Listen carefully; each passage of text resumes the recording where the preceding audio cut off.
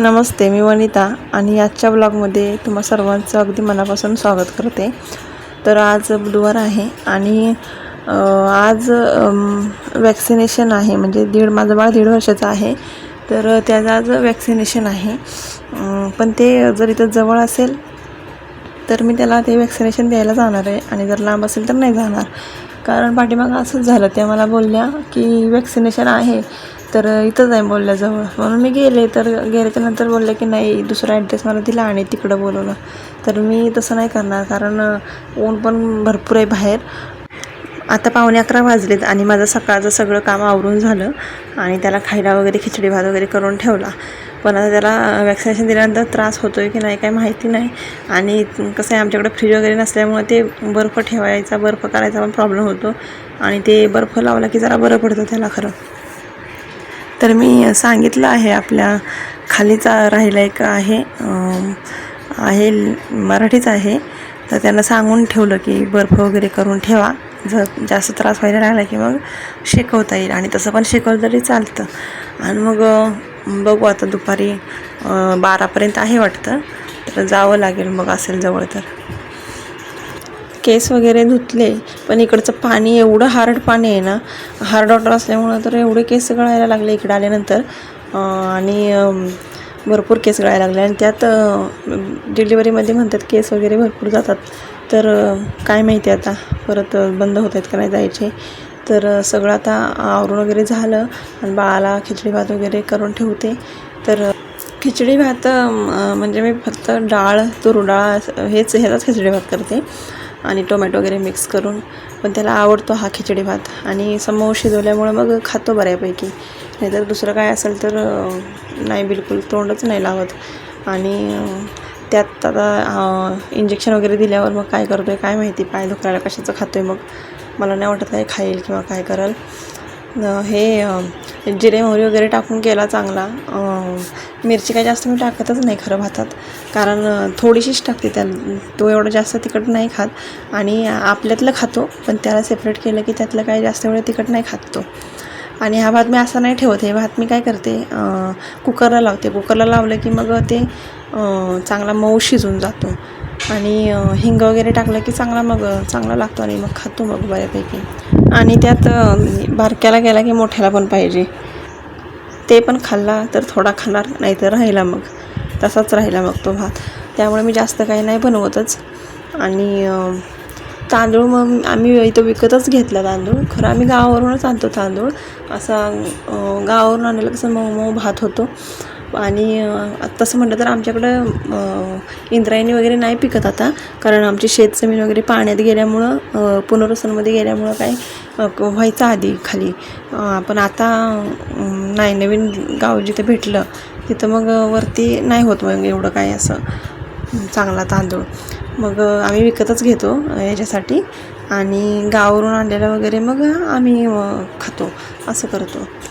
खाली कशी नदी वगैरे अशी होती बाजूला, त्यामुळं ते धान्य वगैरे बऱ्यापैकी पिकायचं। पण वरती जे डोंगरावर आम्हाला भेटली म्हणजे यांचीच पहिली जमीन होती, माझ्या सासरच्या इकडच्यांचीच पहिली।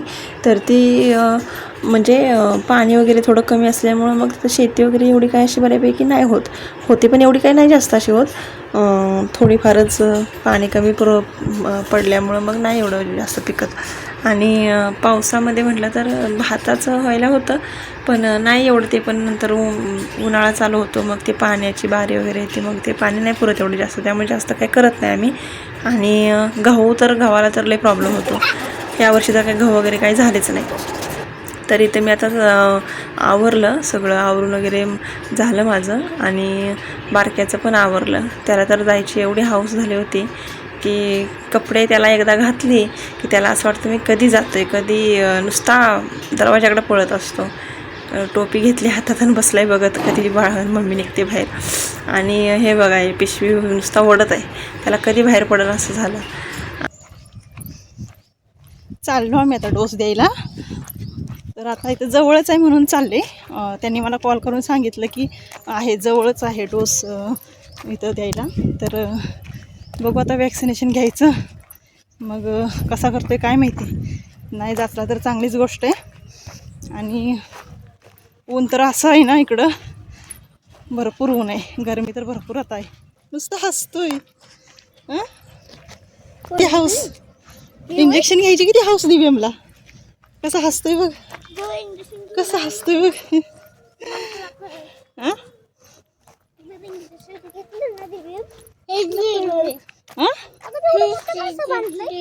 जायचं तिकडं, जायचं तिकडं जायचं. काय वॅक्सिनेशन वगैरे दिलं आणि आलो आम्ही घरी जस्ट आता. आणि त्यांनी तापाचं वगैरे औषध दिलं, पेन किलर वगैरे ते देऊन आता झोपवून टाकते, म्हणजे आराम पड. इंजेक्शन वगैरे दिलं होतं, त्यामुळे त्याला भरपूर त्रास झाला. त्याला घेऊनच मी बसले होते किती वेळ तरी त्याला, आणि झोपतच नव्हता. रात्री पण बराच वेळ उठला आणि लई रडला, आणि ती गाठ पण आधी पाहायला, त्यामुळे ताप पण एकदम भरला जास्त असा. आणि वेट वगैरे कमी असल्यामुळं त्याला भरपूर त्रास झाला. पण माझी इच्छा नव्हती खरं द्यायची त्याला इंजेक्शन, कारण थोडं वर्ष जरा अजून झालं ना, महिना, की मग कसं त्या वयाचं इंजेक्शन थोडंसं वय होऊन दिलं जात पुढं, की त्याच्यामध्ये थोडी कॅपॅसिटी पण येते ना सहन करण्याची. तर दिलं, जाऊ देत म्हटलं, एक जसं होऊन जाईल. आता काही 5 वर्षानंतरच द्यायचं.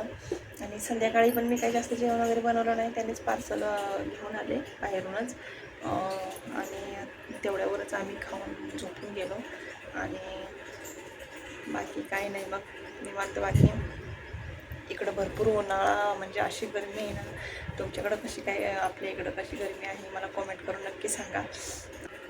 व्हिडिओ आवडला असेल तर व्हिडिओला लाईक करा आणि चॅनलला सबस्क्राईब करा आणि बेल आयकॉन नक्की प्रेस करा. तर भेटूयात नेक्स्ट व्लॉगमध्ये, आणि नवीन काही ना काही मी शेअर करत राहीन व्हिडिओमध्ये. पण ते बाळ छोटा असल्यामुळं एवढं काही मला जास्त नाही जमत, कारण तो काहीच करून देत नाही आणि शांत पण नाही स्वभावानं, तसं म्हटलं जातो. तर चॅनलला नक्की सबस्क्राईब करा आणि बेल आयकॉन प्रेस करा, म्हणजे व्हिडिओ टाकलाच की तुम्हाला नोटिफिकेशन पडून जाईल. तर धन्यवाद, बाय बाय.